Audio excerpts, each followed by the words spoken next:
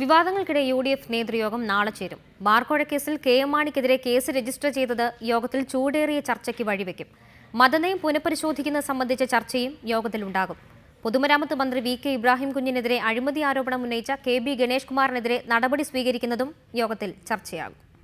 ബാർക്കോഴ കേസിൽ KM മാണിയുടെ രാജി ആവശ്യം രാഷ്ട്രീയ കേരളത്തിൽ സജീവ ചർച്ചയാകുന്നതിനിടയിലാണ് നാളെ UDF നേതൃയോഗം ചേരുന്നത്. സ്വാഭാവികമായും ബാർക്കോഴ UDF നേതൃയോഗത്തിൽ ചൂടേറിയ ചർച്ചയ്ക്ക് വഴിവെക്കും. കേസ് രജിസ്റ്റർ ചെയ്തതിൽ കടുത്ത അതൃപ്തിയുള്ള KM മാണി മുന്നണി യോഗത്തിലും ഇത് പ്രകടമാക്കും. തന്നെ കേസിൽ കുടുക്കിയെന്ന ആരോപണം KM മാണി ഇതിനകം UDF നേതാക്കളോട് ഉന്നയിച്ചു കഴിഞ്ഞു. എന്നാൽ KM മാണിക്ക് UDF യോഗം പൂർണ്ണ പിന്തുണ നൽകും. അതേസമയം മദ്യനയത്തിൽ കൂടുതൽ ഇളവുകൾ വരുത്തുന്ന കാര്യവും യോഗത്തിൽ ചർച്ചയാകും. അടച്ചിട്ട 418 ബാറുകൾക്ക് ബിയർ വൈൻ പാർലർ ലൈസൻസ് നൽകുന്നതും ടൂറിസം മേഖലയിൽ ബാർ ഹോട്ടലുകൾ അനുവദിക്കുക തുടങ്ങിയ നിർദ്ദേശങ്ങളാണ് യോഗത്തിന്റെ പരിഗണനയ്ക്ക് വരിക.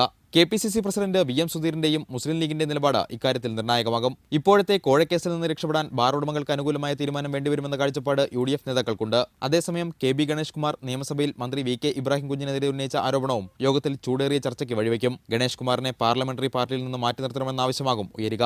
എന്നാൽ കോഴക്കേസിൽ പ്രതിരോധത്തിൽ നിൽക്കുന്ന UDF നേതൃത്വം അതിന് തുനിയാനുള്ള സാധ്യത കുറവാണ്. എങ്കിലും ഗണേഷ് കുമാറിനെ നിയന്ത്രിക്കാനുള്ള തീരുമാനം യോഗത്തിലുണ്ടായേക്കും. റിപ്പോർട്ടർ, തിരുവനന്തപുരം.